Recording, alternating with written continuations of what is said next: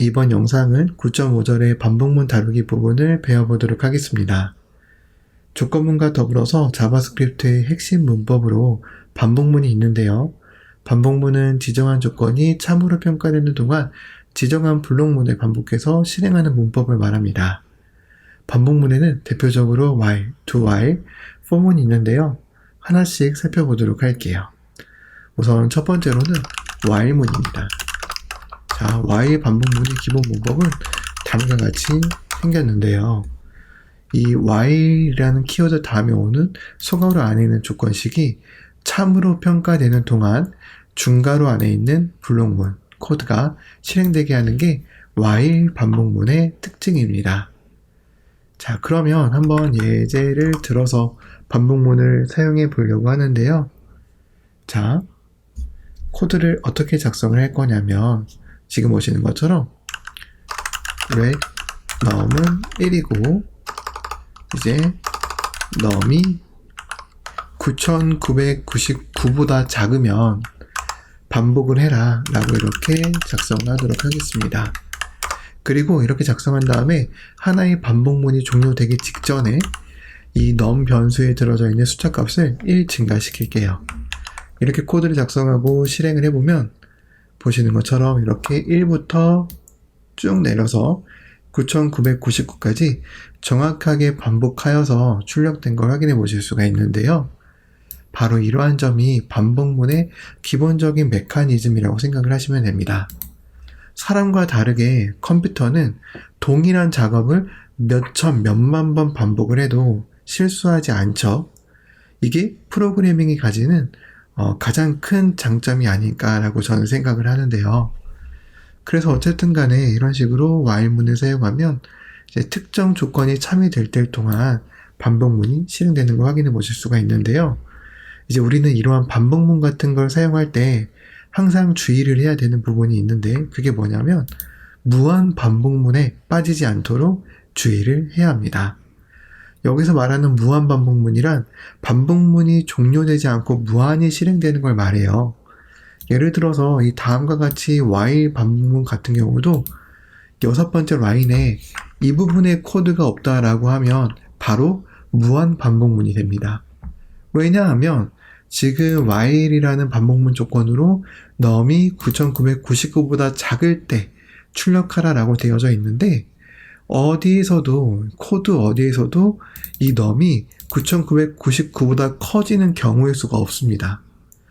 이게 없을 경우에는 이 반복문이 종료되지 않기 때문에 무한히 실행되게 되는데요. 바로 이러한 걸 무한 반복문이라고 하고, 무한 반복문 같은 경우는 프로그래밍의 치명적인 성능 저하를 일으킬 수 있으니까 항상 여러분들이 반복문을 사용할 때는 그 반복문이 정상적으로 종료할 수 있는지를 꼼꼼히 검토하고 사용하셔야 됩니다. 실제로 HTML 문서에 자바스크립트 파일을 연결해서 실행하는 경우에 무한 반복문이 걸려 있으면 웹브라우저를 강제로 종료해야 될 정도로 웹브라우저가 먹통이 되는데요. 우리가 코드 러너라는 익스텐션으로 실행을 하게 되면 다행히도 여기 보면 이 스탑 버튼이 활성화되어져 있기 때문에 실행 결과가 나타나지 않고 왜인지 코드 실행이 오래 걸린다 싶으면 무한 반복문에 걸렸다라고 볼 수 있으므로 이런 식으로 종료 버튼을 눌러서 꺼주기만 하면 됩니다. 자, 그래서 이런 식으로 우리는 while문과 이제 반복문에서 맞닥뜨릴 수 있는 무한 반복문에 대해서 한번 살펴봤고요.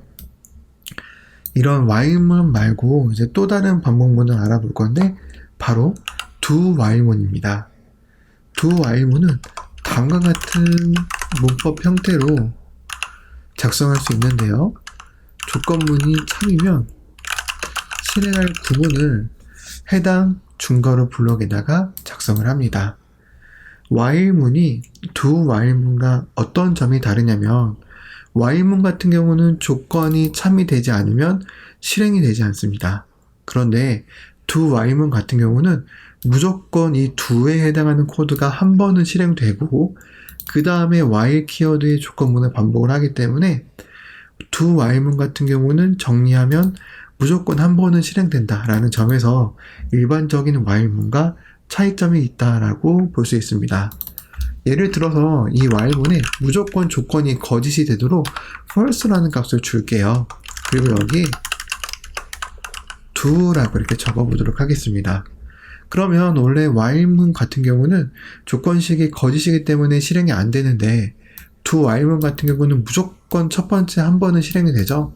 코드를 실행해 보면 이런 식으로 한 번은 실행이 되기 때문에 이 콘솔 로그 2가 잘 출력이 된 걸 확인해 보실 수가 있습니다. 자, 또 다른 반복문에는 for문이 있는데요.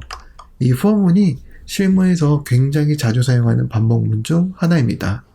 우리가 앞에서 배웠던 while도 반복문이고 do while도 반복문인데 실제로는 for문을 실무에서 더 많이 사용을 하는데요.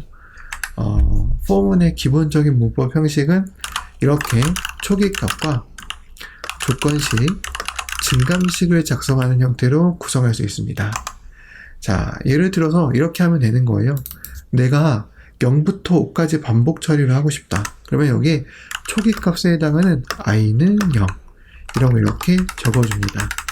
그리고 조건식은 어떻게 작성하냐면 i가 5보다 작을 때까지, 그리고 이렇게 한번 반복될 때마다 i 값을 증가시켜라 라는 의미로 이런 식으로 초기값, 조건식, 증감문을 하나씩 작성을 해주시면 됩니다.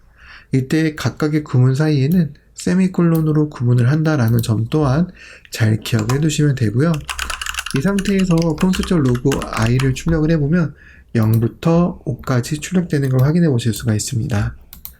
여러분들이 이 반복문이라는 걸 처음 접하게 되면 반복문이 어떻게 실행되는지에 대해서 잘 이해가 안 가고 약간 어렵게 느껴지실 수도 있어요. 그런데 그냥 간단하게 생각하시면 됩니다. 자바스크립트는 어차피 인터프리터 기반의 언어이기 때문에 첫 번째 줄부터 한 줄씩 실행이 되잖아요.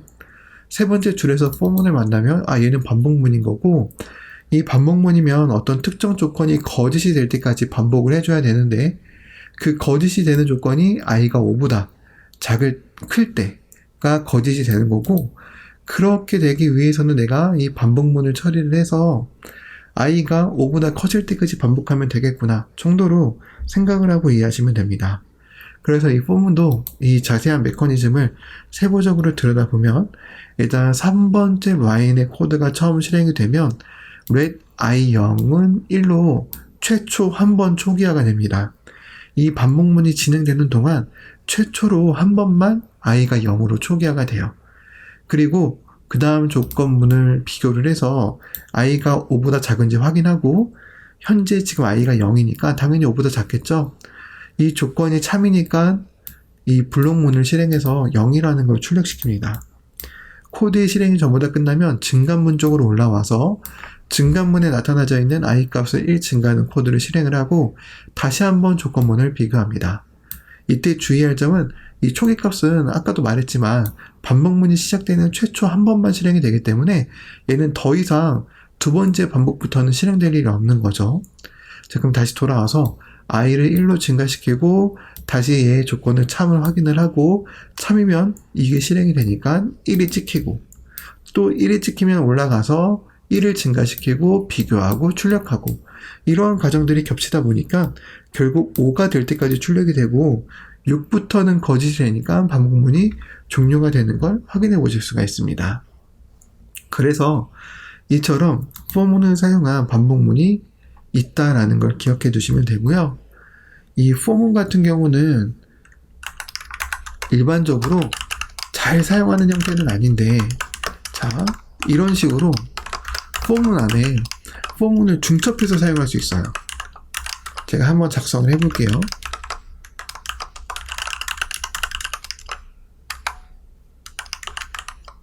템플릿 문자열로 출력을 하고 있죠.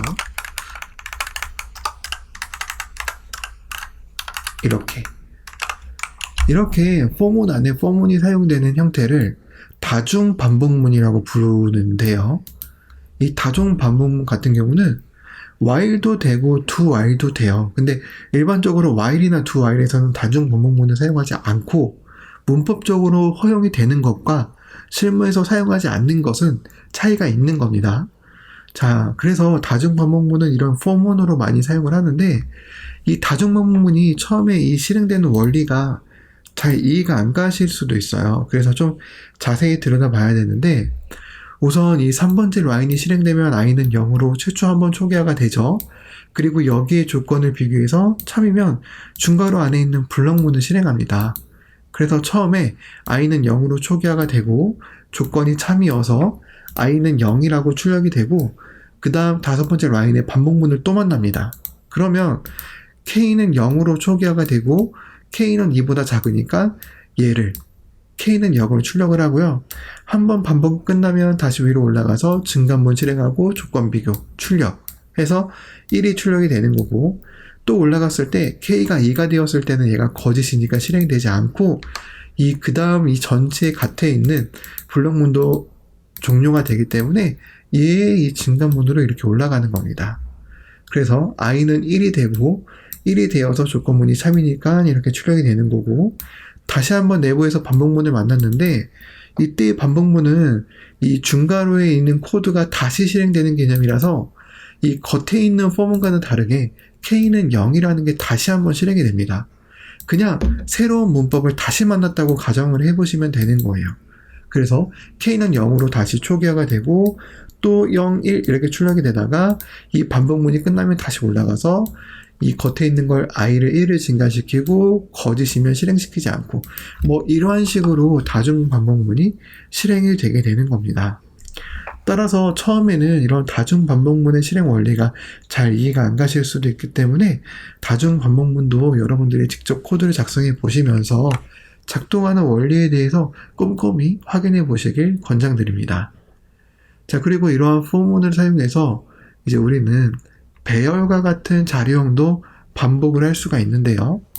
자, 예를 들어서 다음과 같이 배열이 있어요. 애플, 바나나, 오렌지라는 배열이 있습니다. 우리가 이 배열을 출력할 때는 원래는 이런 식으로 하잖아요. 그냥 직접적으로 0번 인덱스를 꺼내거나 아니면 뭐 1번 인덱스를 꺼내거나 이런 식으로 사용을 하는데, 얘를 만약에 한 번에 다 사용해야 되는 상황이면 반복문을 사용하면 편하게 할 수 있습니다. 배열에는 length라는 속성이 있는데요. length라는 속성은 이 배열의 크기를 반환합니다. 배열 안에 3개의 데이터가 있으면 3이라는 숫자를 반환하는 거예요. 이런 식으로 하면 결국 얘가 3을 반환하기 때문에 이런 반복문과 똑같이 되는 건데요. 자, 이렇게 하고 나서 코스드 로그로 이런 식으로 접근해서 출력을 하면 배열 안에 있는 데이터를 하나씩 반복하면서 출력할 수가 있게 됩니다. 마찬가지로 while이나 doWhile에서도 이런 배열을 출력하는 용도로 사용할 수 있는데, 예를 들어서 한번 해볼까요?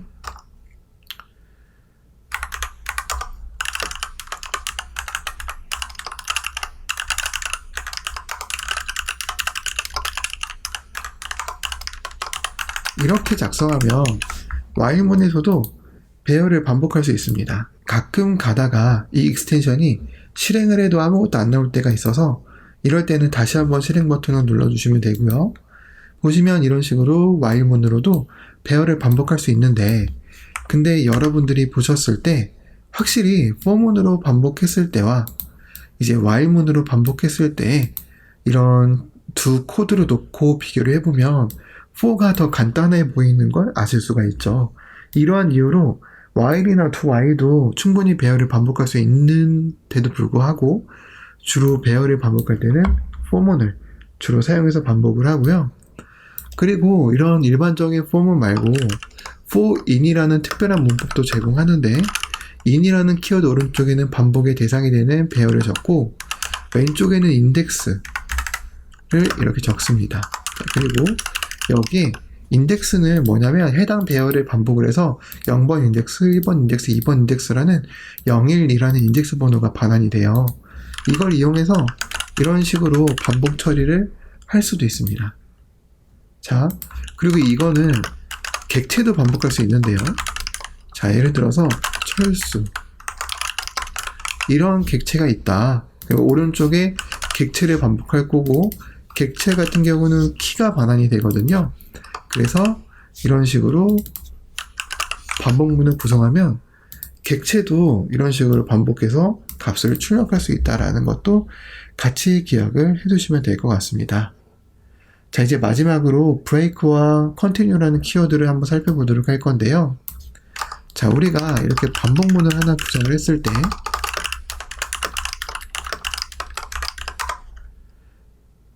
이 반복문 내부에서는 break와 continue라는 키워드를 사용할 수가 있어요.